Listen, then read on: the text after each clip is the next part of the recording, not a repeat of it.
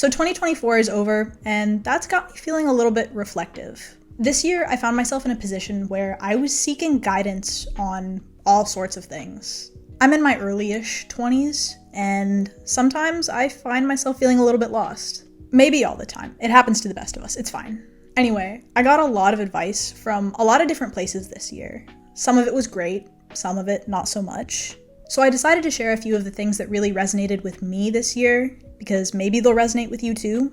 This is the stuff that I'm taking into 2025. The first one is actually a quote from none other than Bob Ross that I came across a few months ago, and I've felt this way for a very long time, but I've never quite been able to articulate this point quite as well as he did. He said that talent is a pursued interest. Anything you're willing to practice, you can do. You have no idea how many times I've been talking to one of my friends and they'll say something like, "Oh, I wish I could do that. I wish I had the talent to draw or play the guitar or whatever it is." And every single time, I have the same reaction. Dude, you can. Don't use natural ability as a scapegoat. Talent is not completely inherent. Talent is the culmination of passion and of time. You might know somebody who just seems naturally great at something, but I guarantee you that nobody is picking up a guitar or a pencil for the first time and creating a masterpiece. This isn't a perfect example, but the one that comes to mind is my experience with painting. When I was 13, I was in an art class where we were tasked with making self-portraits. Actually, you know what? Let me go see if I can find what I'm about to talk about. I think that'll help. Okay, I found him.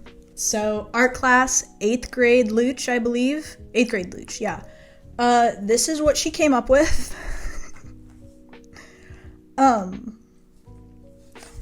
It's something. It's definitely, like, I think you can tell it's me, right? Yeah, anyway, not great. So I stuck with the whole art thing in my free time, and 7 years later, when I was 21, I decided to revisit the idea of a self-portrait. And this is the one that I came up with. Again, not perfect. It's a couple years old now, so I kind of just noticed the things that I would have done differently, but I think we can both agree that there was some improvement there, and that's the point I'm trying to make. So pick up that hobby that you've been considering, and don't be discouraged if you're immediately not great at it. Talent isn't about where you start, it's about the journey that you take to develop it. And that is actually a great segue into my next point. Just because you're not seeing immediate results of your efforts doesn't mean that you're not making necessary progress. So, I had a very short-lived self-help book phase this year. Or I guess I should say self-help audiobook, because I would listen to them while I would work. And one of the books that I listened to this year was the very famous Atomic Habits by James Clear. I'm sure that a lot of you guys have at least heard of it. It's one of the most popular books in that genre. I'm gonna be honest, I think that book could have done what it did in 10 pages instead of in 300, but there was an analogy in there that I really liked that I wanted to share. Imagine this. You're in a room with a thermostat set to 26 degrees Fahrenheit for some reason, and you're trying to melt an ice cube. Every action you take raises the thermostat by 1 degree. So you take your first action, and it goes up to 27 degrees.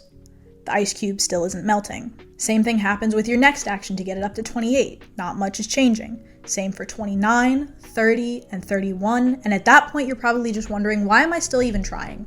But then, you take that action that gets you from 31 to 32, and you start to see the ice cube melting. The key idea is this. Each degree that you raised the thermostat was completely necessary, even if the results weren't visible right away. You would have never hit 32 degrees if you hadn't done all the work beforehand. What you're doing is building momentum and laying the foundation, even if it feels like nothing's changing. So I guess I'm just saying, have a little bit of faith that your actions are culminating in something bigger. Next up is a quick one. Don't take advice from people whose life you don't want. If they're not where you want to be, you don't need it. Don't get me wrong here. Gaining insight into other people's perspectives is always valuable, and you should always try and keep an open mind. That said, if someone's life experiences don't reflect the outcome you desire, how are they going to lead you down the right path?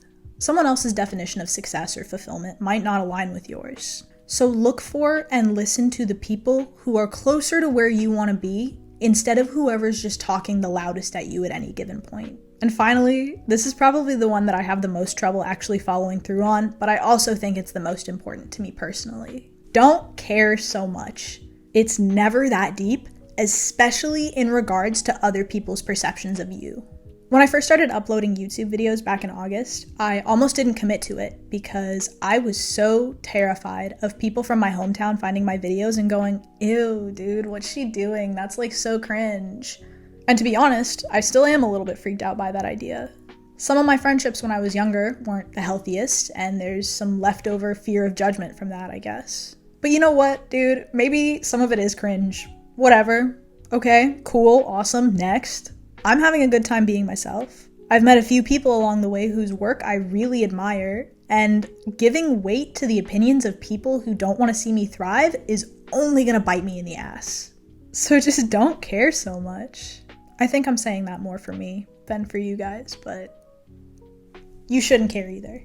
Plus, like 99% of the time, I'm convinced that people are more concerned about how people perceive them, and they're not even noticing whatever you're freaking out about. Call me Master Oogway the way I'm spitting wisdom today. I'm just kidding. I know nothing. I am young. Well, no, not according to the kids. I'm kind of unk now. Take all of this with a grain of salt. Anyway, if you think you have any advice that would help me or somebody else out, let me know.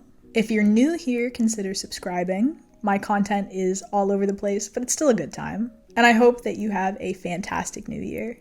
I will catch you guys later.